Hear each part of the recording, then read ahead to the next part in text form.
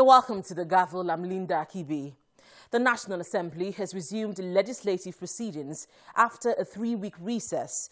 And upon resumption, lawmakers devoted a huge chunk of the week debating on the security challenges confronting the country. Nearly 2 weeks ago, scores of people were killed in Plateau State by unidentified gunmen. Some Nigerians were also killed in Cross River State recently in communal clashes, not to mention the killings in Zamfara State by armed bandits. These killings continue to alarm many Nigerians, and there are questions as to what government at all levels are doing to end the security crisis. Now, lawmakers in the National Assembly are suggesting the establishment of state police as a means of dealing with this problem. Those in favor of the amendment say aye.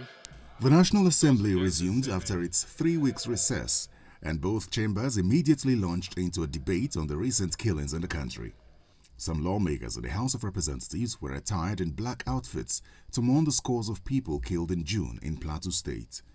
Concerned that not less than 15 villages and communities were destroyed in the well-coordinated attacks and mass killings, including Ganarop, Bet, Rankok, Rapomol, Ratatis, otherwise known as Dora Babuji, Boom, otherwise known as Maraban Kantoma, Ngar, Ruku, Soy, Tisan, Kachin, Kazok, Zargok, Kurawirom, Ex-Lance, Shonong, and others in Bassa, Bokos, and Mangu local governments.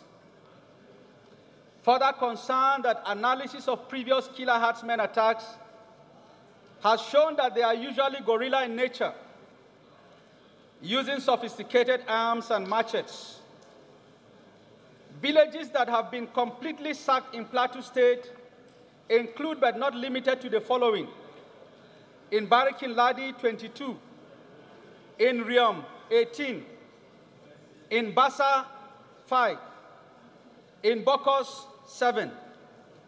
So far, 52 villages affected. The security and welfare of the people is the primary purpose of government. Some few months ago, when Benue was ravaged by S-men, the government sent the IG to Benue. Up to today, nothing came out from it. When the president went to US and they asked him questions about these ravaging S-men, the president blamed it on the problem in Libya, that the people that are causing the problem brought in arms from Libya. The question is, let's even say those people are from outside. They must have collaborators here. Why is the president looking outside rather than looking inward to solve this problem? Let's face the reality. The President of the Federal Republic of Nigeria has failed in his constitutional duty to provide security and welfare for the people of the Federal Republic of Nigeria. Lawmakers maintain that the president has performed woefully in protecting the lives of Nigerians. The security situation in the country even moves a lawmaker to tears, and the rowdy session was quickly averted when another lawmaker was interrupted. It is sad, and it is worrisome if not because my grandfather maternally relocated to Kano, I would have been in Jos. I will have been a victim of this very cruel killing. I shall take instructions from what the leader of the House said. And he said that as we debate this motion, we should not debate this motion as people from any section of the country, from any political party of the country, but that we should debate this motion as Nigerians who collectively mourn the death of our fellow citizens. Last week, somebody said to me, I lost one cousin in the Just crisis. And I said to the person, I lost 216 cousins in the Just crisis because they could have been my relatives. Lawmakers proposed the establishment of state police as a solution to the incessant killings in the country. The time has come, and I have with me a constitutional amendment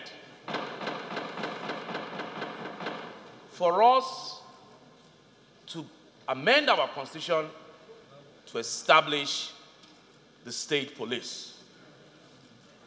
Mr. Speaker, I think it's important that we tie this.